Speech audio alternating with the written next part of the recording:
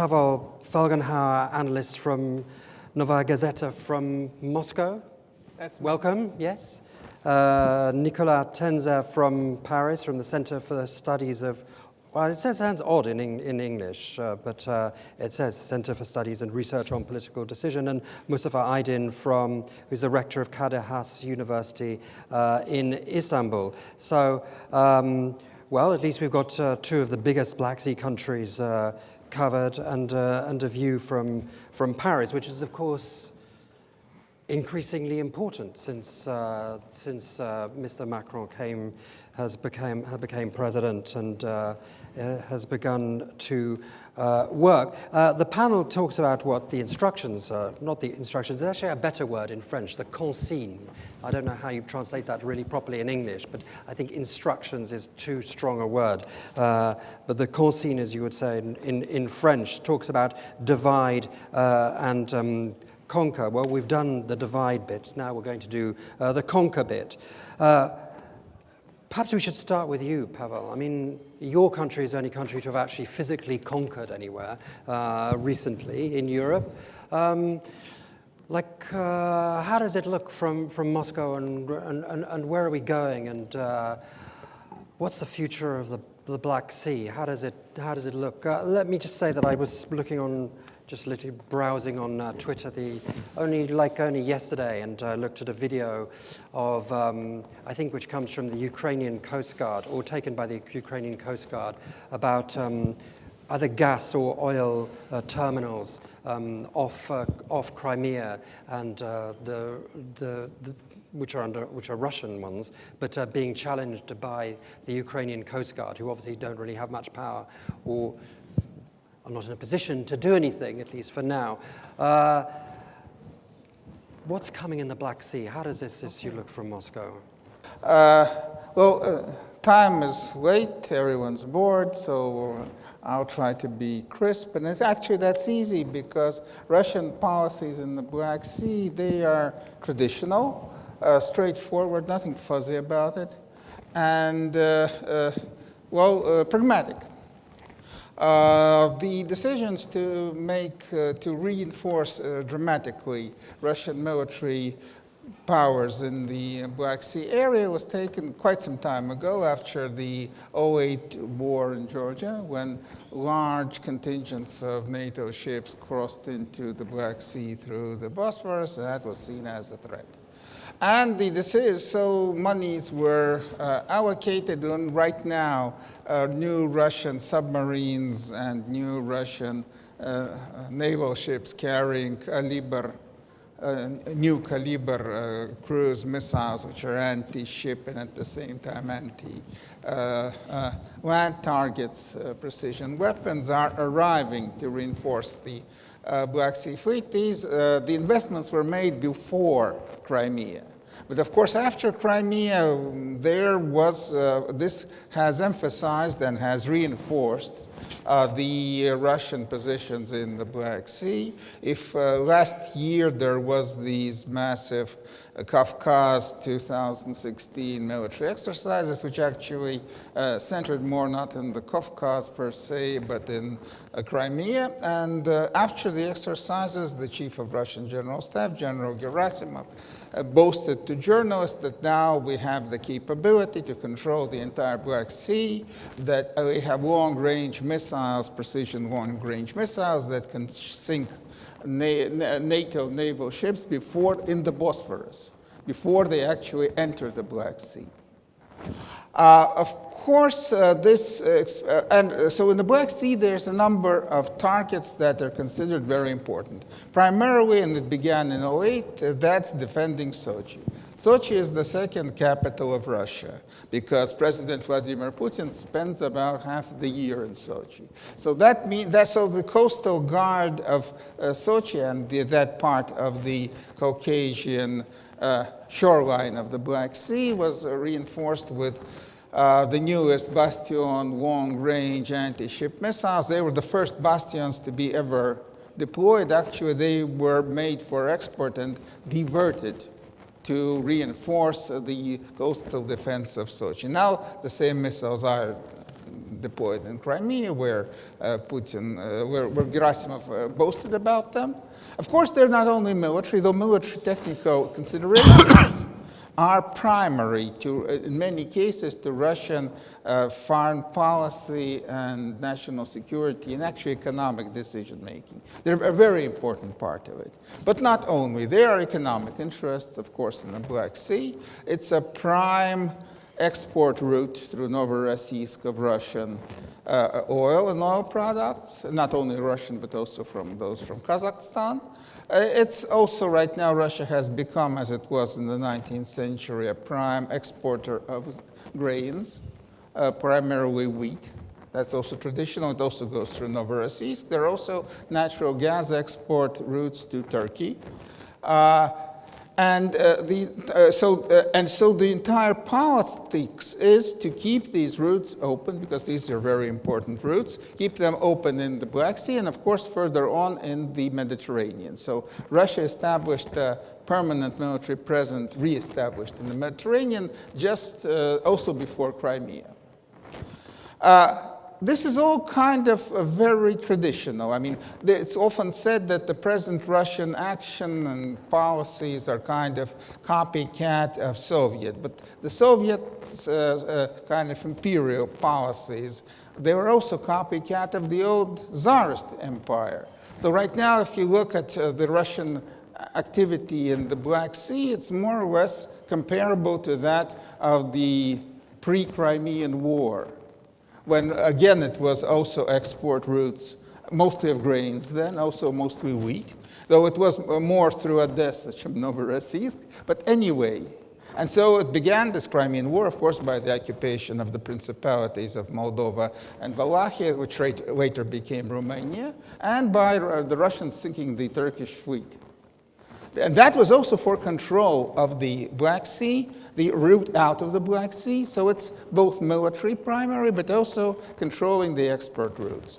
The countries in the Black Sea basin are also seen, the main objective is to keep them kind of friendly to Russia and maybe use them as export routes. Again, there was this idea of the South Stream that should have gone maybe through the Black Sea and into Bulgaria. It didn't work out. But it's maybe sometime, maybe reappear, maybe not. But so that means that Russian interest in Black Sea nations is primarily military and a route of export.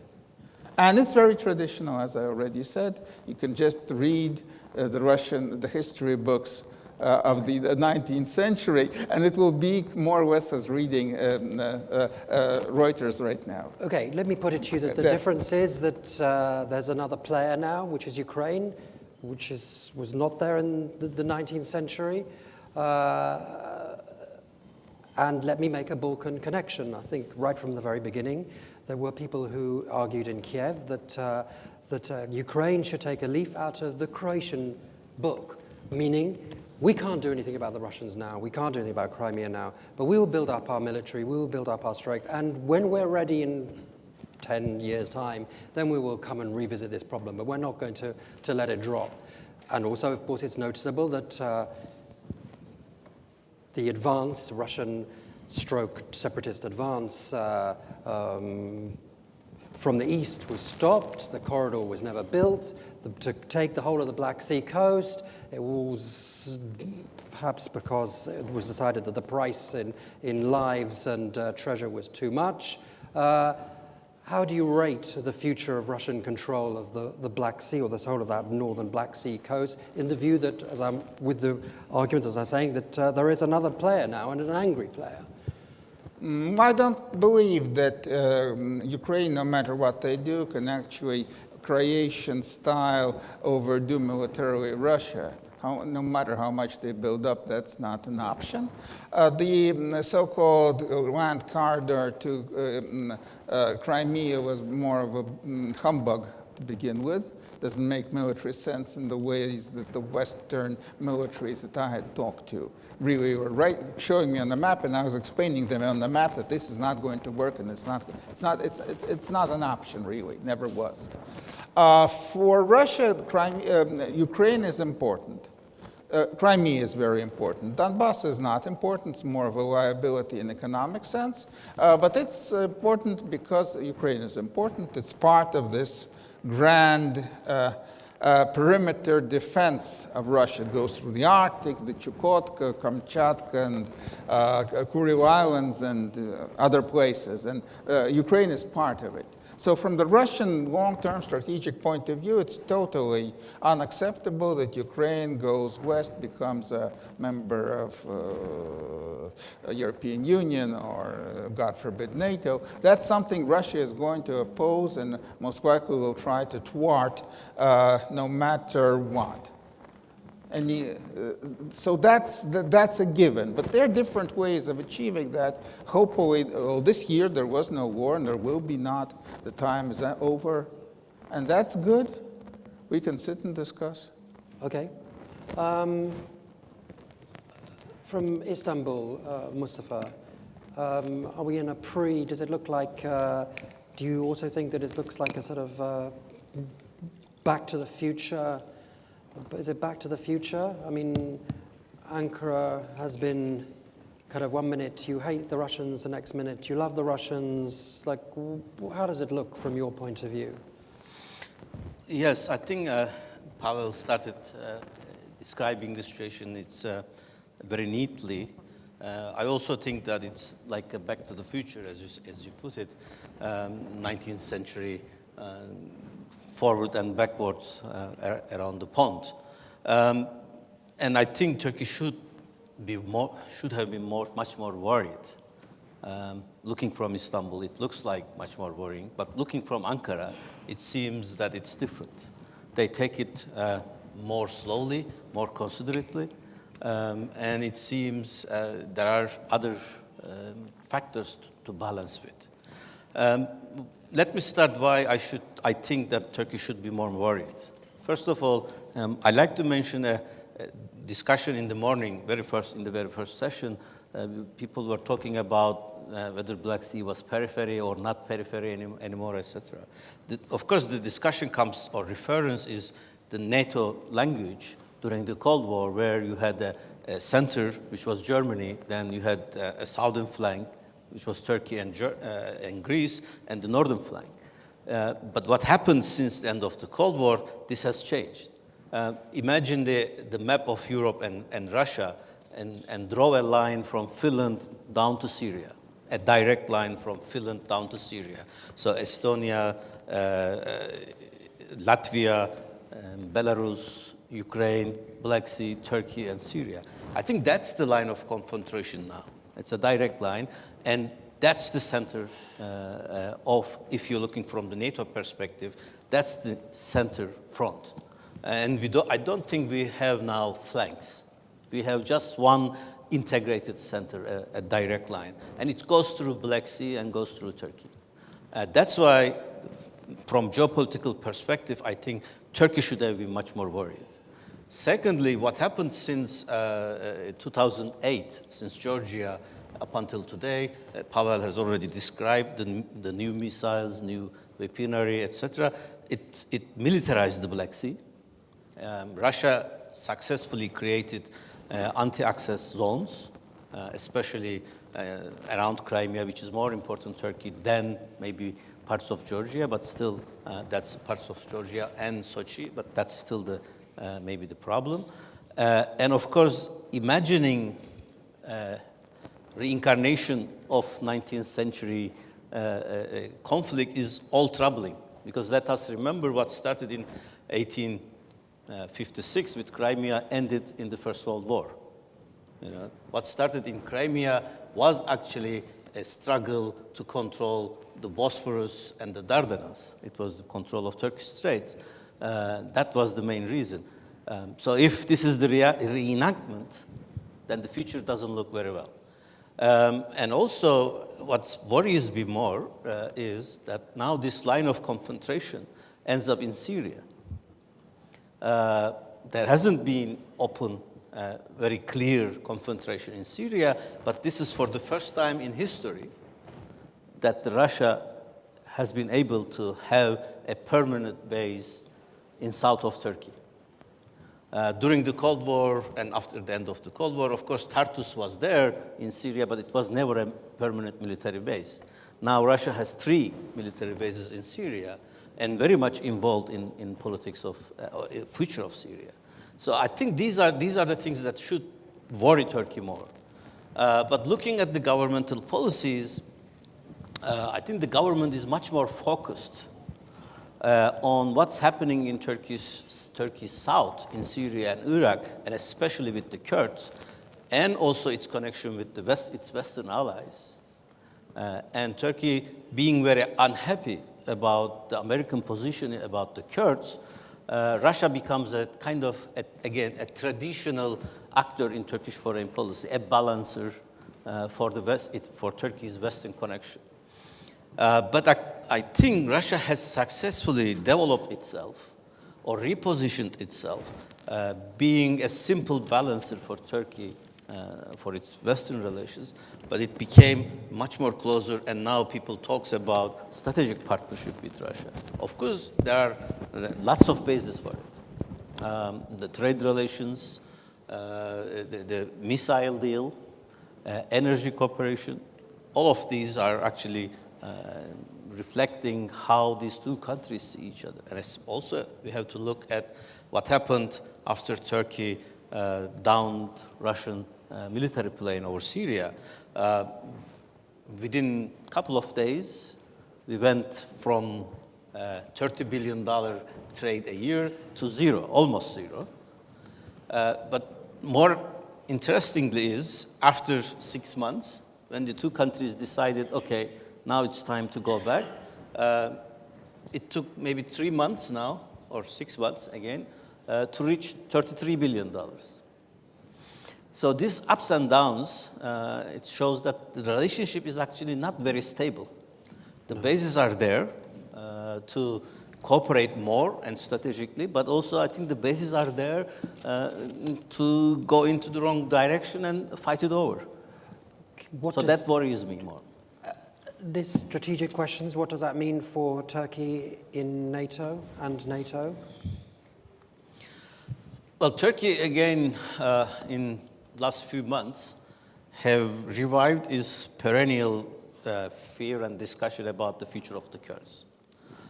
Because from Turkish perspective, the future of Kurds in Syria and Iraq is tied to the future of Kurds in Turkey, which means a survival issue for Turkey. Yes. So every kind of international development is seen from this perspective. When you look from this perspective, then Turkey looks for all of its partners, whether they are siding with Turkey or against Turkey. In this case, then Turkey finds most of its NATO allies on the other side of the fence, while Russia seems to be nearer to Turkey. So you can make the calculation here. And also, another issue that has been on the minds of the Turkish leaders since last year is how the Western governments, and also Russia, of course, responded to the coup attempt in Turkey in last summer. Russian President Putin immediately called, expressed his support and expressed the regrets, and he said, you know, we are behind, we are supporting the Turkish people and the democracy, and etc. It took a couple of days for the Americans to say something, and Europeans much longer. So this left a very bitter taste on the leaders in Turkey, in Ankara. And also, this is also, again, kind of gently pushing Turkey towards Russia and moving away from its traditional allies. But this doesn't mean necessarily that Turkey is breaking its connection with NATO. I know this is very much discussed in Europe and in the United States, but it's very clear that Turkey is still very much committed to its NATO commitments. We still have NATO bases in Turkey. We're still part of this missile defense. That is the project of the 21st century for NATO. So I think the commitments are still there, but there is a growing disappointment in Ankara, which of course gently pushes it towards Russia, and I think Putin and Russia in general tries to benefit from it. Okay. How does it look from Paris? these questions? Well, I think, the old title of this panel was Divide and Conquer. And dividing, undermining, dismantling, unraveling, we know who is aiming at. Conquering, of course, is perfectly relevant for the regions because of the attack on Georgia, and of course the occupation of part of Georgia, because of the occupation of Donbass by Russia, because of the annexation of Crimea. But I will try to reverse, I will say, the terms. And I think that from Paris, the main point of view, the main things, is that Europe must learn to conquer. I mean that actually, who was the agenda setter in the regions? The agenda setter was Russia. Who was the game changer in the regions? It was Russia. And if we hear what Macron was saying, both in the UN General Assembly and in his speech at La Sorbonne, and also some way, in Athens, it was all about the capacity of Europe to regain its power, to be the game changer for the years to come. And when I'm talking about conquest, of course, it's not military conquest, but it's both, I would say, intellectual and institutional conquest. Intellectually, I think that the things are very simple. We have to stand up to all the victims of oppressions and to be on the side of what Macron used to call the freedom fighters. That's very obvious. And it means, for instance, not allowing Russia to do what it did against the Crimea, and especially the Tatar minority in Crimea. It's not acceptable. And I think that there must be a voice for them. And there must be, of course, a voice for the Syrians persecuted, especially by Assad regime, and by also all the journalists imprisoned in some of the countries of the regions, etc., and the human rights defenders. I think that, of course, that's quite obvious, and I think I don't need to elaborate a lot about that, but it means also having some tools to defend and to protect those values. We have, of course, the sanctions, and Macron, when it comes to Ukraine, has shown his resolve to be very strict on sanctions. There will be no lifting of sanctions as far as there will be no settlement, Minsk settlements in Ukraine. That's very clear. And also there could be sanctions in other parts of the world, and that's why also in Syria, even if it's not in the regions. And Macron very clearly said that Assad is a war criminal and that he must be brought to ICC. That's something which is very important. But when it comes now to the questions of the, I would say, institutional conquest, it's in a way more difficult. First of all, we were already talking about that, in the panel on the Balkans. It's very important that for the first time ever, since I think a long time, even of course Hollande haven't said that, neither Sarkozy, nor of course Chirac, there is a new perspective to enlarge the EU. And that's very important, because it means that we have to spread liberal values in some EU countries that could otherwise lean towards Russia, which is basically an illiberal power. That's why also Macron used to say that we don't share the same values than Russia. We don't have the same values. He said that, was very explicit on that, and it means that, of course, when we are talking about enlargement, it's both something which is all about geopolitics, but also about values. And I think that's quite important. Now there is a questions about the other countries. And of course, Macron, who is realist, who don't want to be very provocative, I know how to be provocative, but how to stop also his provocation, in a way, hasn't said yet that we could envision the enlargement to Ukraine. But I think that from his perspective, of course I'm not his spokesman, but I think that comes and that must come next. Of course, if, of course, Ukraine fulfill all the requirements and the acquis, etc. That's quite obvious. But in a way, it could also, I don't know if we could envision, EU integration of Georgia, but it's obvious that in Macron you have the reinforcements of the military cooperation between Georgia and France, that Georgia must be part of the game. Of course, he's silent on the question of NATO, but I wouldn't advocate right now, of course, the integration of Georgia to NATO and probably not Ukraine. And I think that in a way, the EU is more important than NATO. But I think that's quite important to have also this institutional vision of enlargement of Europe, of the question of freedom. And from this point of view, I think there is some difficulty. And there is difficulty with one of the EU service, which is the European Action Service. Because I think that this service seems to be reluctant to take sides. And I think in Ukraine there are not many sides. There are no many sides. There is one side with, on the side of the international law, of freedom, and there is another side who is not. And also, I think it's too early also to involve in Syria restrictions until Assad isn't gone.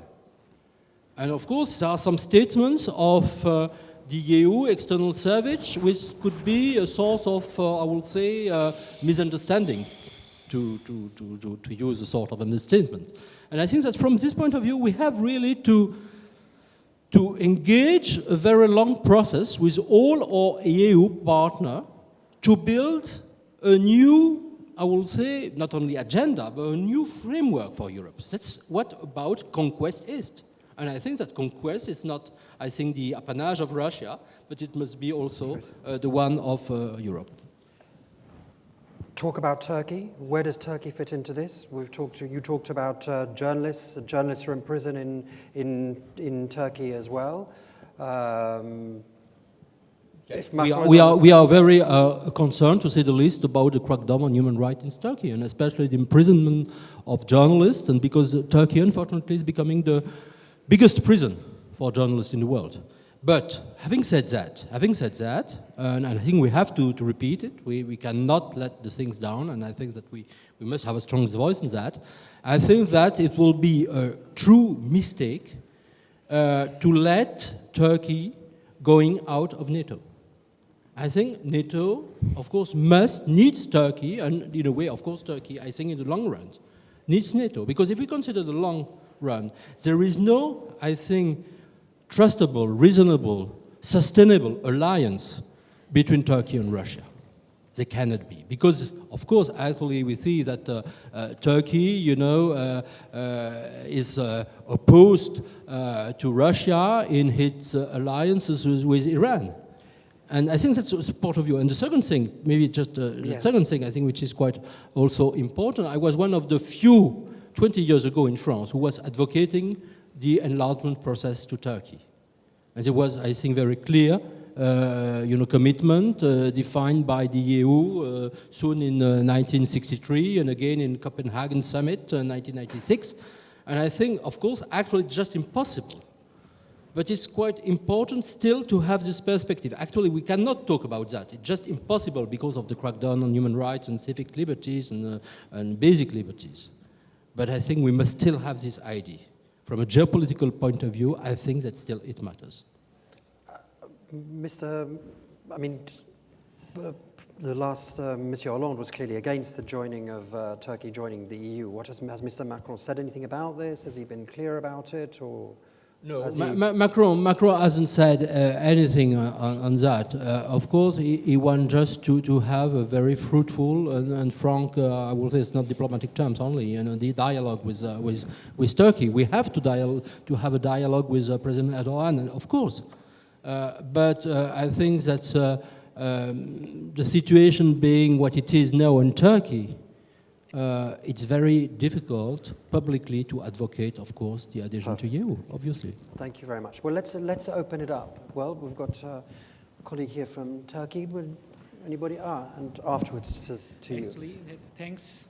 My question is too short. My question is too short, which is about the energy, where energy lies in this geopolitical Could just make it discussions closer to your mouth. Sorry? Keep Yeah, the microphone. my question is directly related with the energy issues that the Turkish-Russian rapprochement, not only be the military, but also the most important for this region, that the energy, especially Western Europe and the European, and dependency to the Russian, the Russian energy, that where it lies, and then how this strengthening ties in energy, Turkey and Russia, together with the North-South, with the Armenian position as well. You mentioned about the Georgia. Georgia is now had an agreement with association agreement, and Armenia will going to be a comprehensive agreement, not because of the Eurasian Economic Union, and which is that Russia was against to that.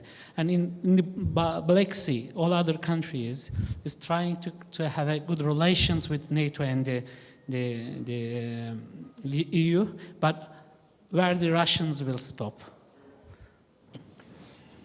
Okay, why don't we just take a second question over there, and then we'll come back. Unless it's always good to take 3 questions. So, would you like to ask a question as well? Okay, and then we'll come back to the panel. My name is Mihai Ionescu. I am from Romania, Institute for Defense Policy. I have a question for Mr. Pavel Felgenhauer. You have said that Gerasimov last year said that Russia is really the dominating power in Europe. So this is a thinking of the General Stab now. And it seems to me that this had been a planned move, strategic move, and should have something behind it, politically. And firstly, I would say that I wouldn't agree with the fact that what is going on now here in Eastern Europe is repeating what had happened during the 19th century. Really, we are in the 21st century.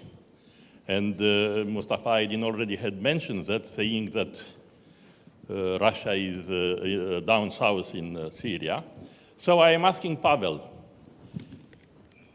which is your opinion? There are different answers anyway. Even myself, I have one. But what do you think that Russia had pushed for having domination in the Black Sea area, knowing that this is altering the balance of power in Europe? Pavel, is that question clear? More or less. Thank you. Okay, there was a third question.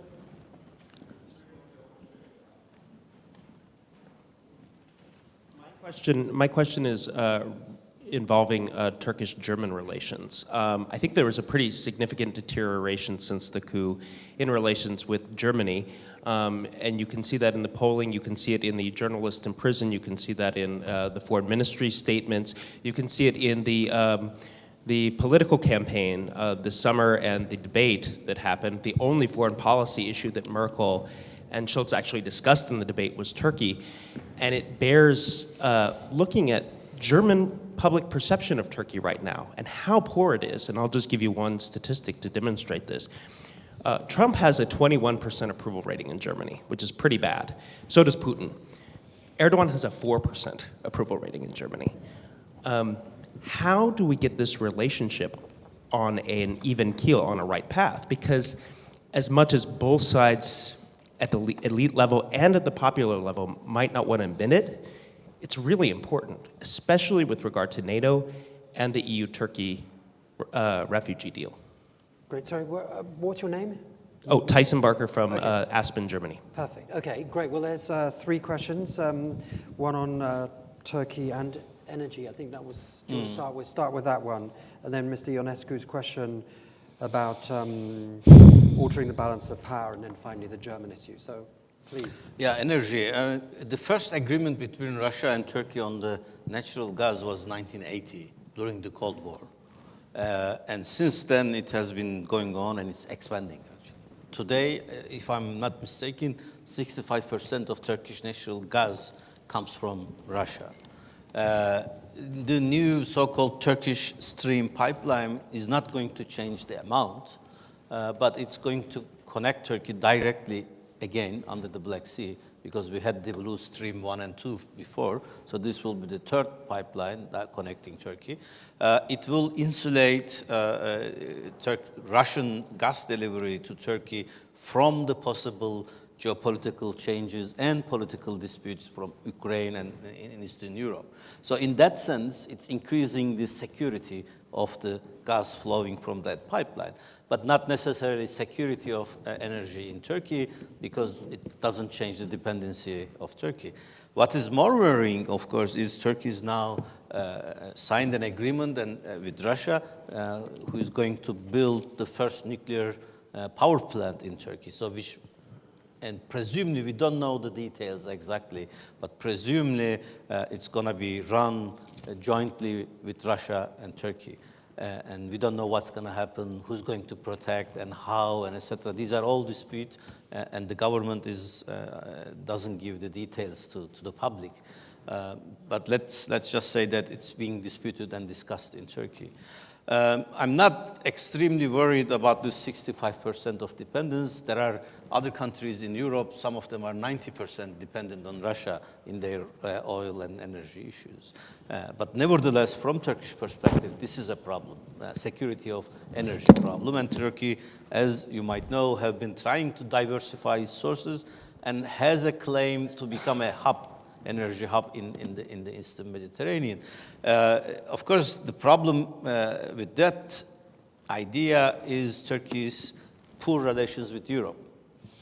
Because being a hub means that you collect natural gas or oil from your neighborhood area, and it indicates another problem because we don't have now good relations with our neighborhood. And second, it indicates that you distribute and you sell this natural gas and oil to Europe, because that's the biggest market. So if you don't have good relationship with your neighborhood and not with Europe, then what are you going to do with that all those energy resources? So that indicates a problem now. And that's being discussed in Turkey, and I don't know what will be the results. But in any case, Russia is going to be the first country to build the nuclear power plant in Turkey. Germany, should I start continuing? Yeah, Germany. Yeah. Germany. I don't know how to put it back on track, but I presume, I think both populists in Turkey, that includes almost all the politicians, and populists in Germany, that again includes all the politicians in Germany, and not only in Germany, in Europe in general, like in Holland or even in UK, find a very good topic, Turkey. An example, skeptical, of course. An example is the Brexit discussions in UK.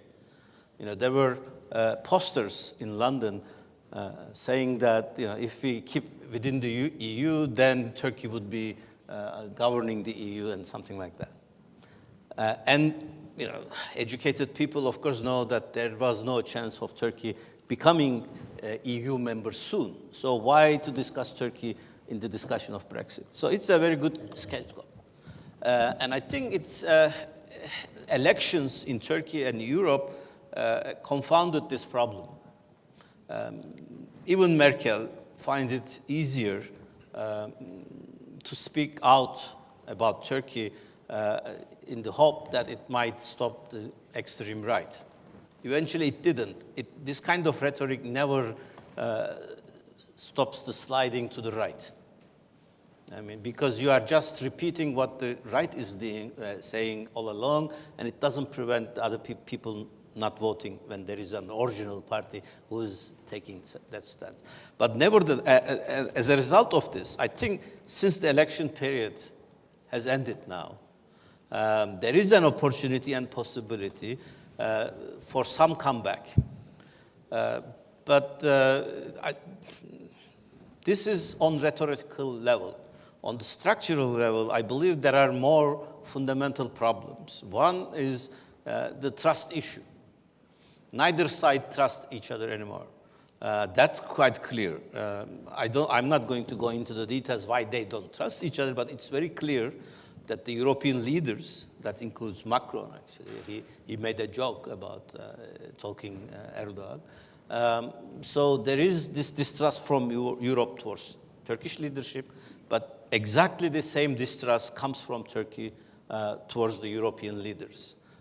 So that's a structural, and how to change that, it's a long-term problem. It depends on very much how the politics is going to develop, not only in Turkey, but also how the identity politics is going to develop in Europe as well.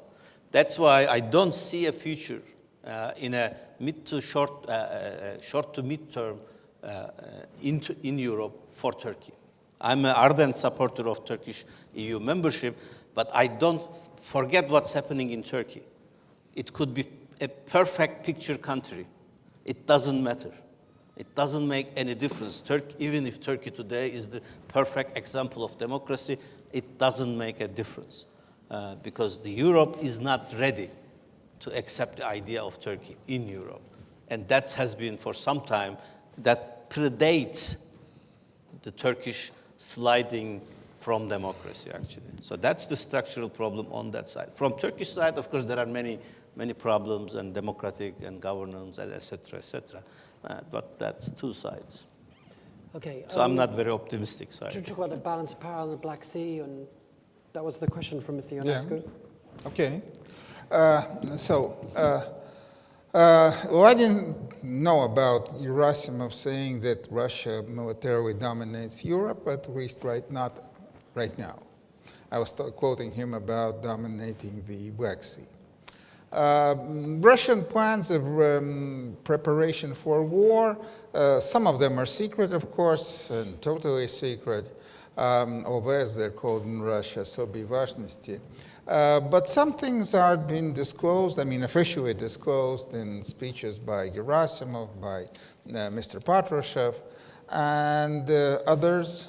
The program of rearmament, which began after the Georgian War, is planned to kind of mature after the year 21, 22, up to coming to 25, when, according to the present General Staff leadership, and Gerasimov too, the threat of war in Europe is going to increase dramatically.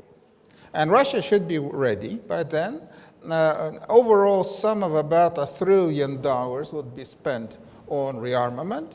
And then it would be, Russia is preparing to fight 3 wars simultaneously. One war, like the war in Syria, kind of maybe intense, but with not deploying a lot of troops, an anti-terrorist operation. A second, at the same time, could be a big regional war. And the third, a global nuclear war. And the readiness to fight a global nuclear war should deter other nations to intervene in local anti-terrorist Russian operations, or actually in regional wars that Russia should be ready to fight. And that's, all these capabilities are right now maturing. They're not mature yet. Latest official figures are that the Russian army equipment is 43% modern. Well, that's, even by any account, is not enough. So it's not right now. It's not this year. It's not next year, most likely. But the preparations are being made. Of course, officially, this is that Russia will be attacked, that Russia is preparing to defend itself. But Russia, for 500 years, was fighting only defensive and just wars. And as a result, small Moscow Principality increased 50 times and became the biggest nation in the world in terms of territory. In terms of what, sorry? In terms of territory. Okay. Do you want to pick up on these questions? I think there was a question about NATO, I think. And the question is about NATO from this gentleman. Was also about, the very nature of NATO. First of all, I think we have to remind, of course, that NATO is basically a defensive alliance. It's not an offensive one because of its status. And I think that when we consider, the perception, what we call perception in Russia, up to what point those perceptions are really sincere. There could be forged perceptions. There could be make-up perception, I would say fake perception in a way, that Russia is trying to send to Europe or the US or Canada, etc., just to give an image of Russia's perception which are not completely true. And I think that we have also to consider this. And that's why I think Europe has to be more assertive on those questions. That was really my point. I am not saying that we have, of course, not to take care about those perceptions anyway. And I think that obviously, actually, to accept NATO as a NATO, to accept Ukraine, sorry, as a NATO member would have absolutely no sense for many reasons. And also there is a jurisprudence of NATO not to accept a country which is at war with another one. That's obviously something that is quite evident. But otherwise, we are not to be ashamed. We have to be, as I said, more assertive on those questions. The second issue, I think, which is quite important, was mentioned by Mustafa, I think, which is the question of Europe's security. And that's also about, I will say, a new stance that has to come in Europe. And I am very worried, I must say, for our own energy security, and especially because of Nord Stream 2. Nord Stream 2, the pipeline Nord Stream. I think that's an issue that we have also. When we are considering the new Europe, we were very, I think, very feeble just to confront Germany about that. And there was a sort of internal domestic compromise between the SPD and the CDU, you know, within Merkel's cabinet. And Merkel was not very satisfied, probably with Nord Stream 2. But she was certainly influenced in a way, or pushed forward by the SPD members. And we know, of course, a lot about Schröder's scandal, and we know Schröder being still very influential in Germany. And I think that from our own interest, and as I'm speaking not as a, you know, of course, you know, not talking that, you know, in the name of Emmanuel Macron, of course, but I think that we have to be more cautious and more, I would say, also offensive about these issues that is really not acceptable for Europe. Thank you very much. Well, it's been an extremely long day, so I don't know if there's anybody else who would like to ask a question, because if not, I'm going to ask our panelists to finish, because it's really been a marathon day. Would you like to make any last points? Or okay, well, this is our final question, and then we're going to call it a day. Thank you very much for your insights. I'm Marius Păunescu, lecturer in National Defense University. I have paid attention to what you said in relation with Turkey and Russia, for sure taking care about the Black Sea problem and also NATO and EU issues. In this context, from Turkish perspective and from Mr. Pavel perspective, what do you think is the role of Romania in order to help to stabilize this region, and also maybe to, let's see, to help NATO and European Union to see further, maybe in peaceful manner, the engagements in the future? Thank you. Do you want to take that question? Do you understand the question? I don't know what Russia wants from Romania. Perhaps it's not quite clear. The question is very simple. What do you think is the role of Romania in this context here in the Black Sea region? What is the role of Romania from the Turkish perspective and also from the Russian Federation perspective, as Pavel talked about the Russian Basically, development? it's like, do you care about Romania? Is it a player, or is it basically a condominium of Russia and Turkey? Or does Romania have something to say? Even the wording of condominium of Russia and Turkey is the Romanian wording. I remember our discussions a few years back in here. Well, from the Turkish perspective, Romania is part of the NATO alliance now, so it's a part of, also it's a part of trilateral partnership in this region. But you know, if you look at last 10 years of the Black Sea politics, Turkey and Romania often find themselves in different sides. Usually from Turkish perspective, for Turkish taste, Romania is too much close to US, whereas Turkey, from the Romanian perspective, are too close to Russia. And I think the truth is something in between. Okay. And I told once in this room, that Romania reminds me, Romanian-US relations reminds me Turkish-US relations of 1950s. And I think we grow out of that kind of phase, and I believe that Romania will do too. Thank you. Pavel, does Moscow care at Well, all of course, what Romania Moscow thinks? hears Romania is seen kind of as a potential threat, not so much as in itself, but that it is a kind of vehicle of American influence. And not only influence, there's the American base a bit west from Bucharest, the missile defense facility with land-based standard missile launchers, which Russia has already officially, I mean unofficially, I've heard that for more than 15 years from Russian generals and colonels in the general staff. Now it's official that this is not so much an anti-missile facility, that this is a first strike attack base, and its main target is to kill Putin when he's in Sochi. So this is the first, this is the so-called decapitating first strike, which has been the brainchild of the Russian-Soviet general staff since the 80s. It comes first. And then already comes the counter-force strike to destroy the Russian silos. So Romania is seen as a springboard for a sudden attack on Sochi, on Russia. That's one thing. That's why Russia needs weapons that should destroy this base before a single missile can take off. So most likely they'll be deployed in Crimea. That's why we need Crimea. At one point of Crimea, it's 680 kilometers to the Romanian base, and a ballistic mobile missile, a bit modified Iskander, can reach. The second is, of course, the problem of Moldova and Transnistria, which is seen as a less important. It's not a strategic problem, but still is a problem. And of course, Russia believes that Romania has the intentions of absorbing Moldova in some kind of fashion, which Russia will apparently resist in different ways.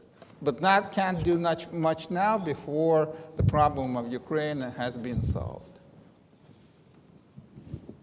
We have little time, but I could have spoken more about that. Okay. I think that everyone is in a state of exhaustion. It's been a kind of marathon day. But I would like to congratulate everybody who's here for being here and to say thank you very much for staying with us, because I think the best has come at the end. So thank you very much indeed, and please join me in thanking our speakers.